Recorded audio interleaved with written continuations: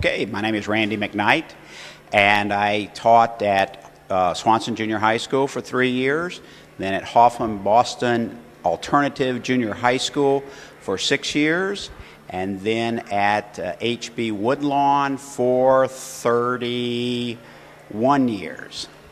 And I was an English teacher the entire time, and for part of it that I was at H-B Woodlawn, I was also a college counselor. So I'll just talk a little bit about the founding of Hoffman Boston.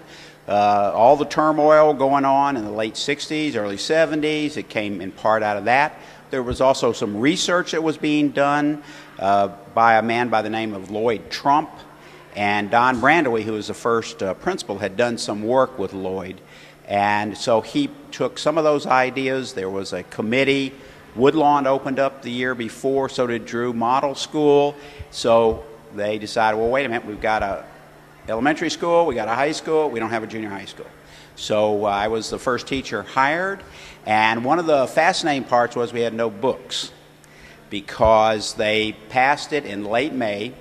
The building at that time housed what was called the Thomas Jefferson Annex, because the building where Thomas Jefferson Junior High School was in was not adequate to the number of kids, and they only had 8th and 9th graders there. All the 7th graders were down in the Hoffman Boston building, which had been the segregated school, the high school when Arlington was segregated.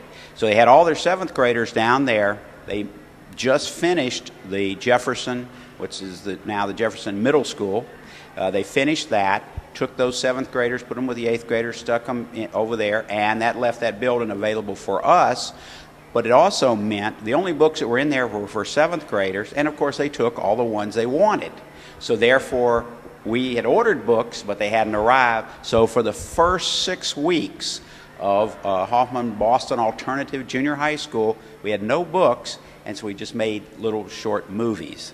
And we had a lot of discussions about why each story was different and how we gave, every group had exactly the same opening.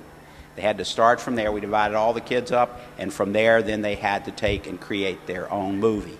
And then we got together and had a big festival and shared them and talked about them, and by then the books had arrived and we could start doing some of the little more traditional things.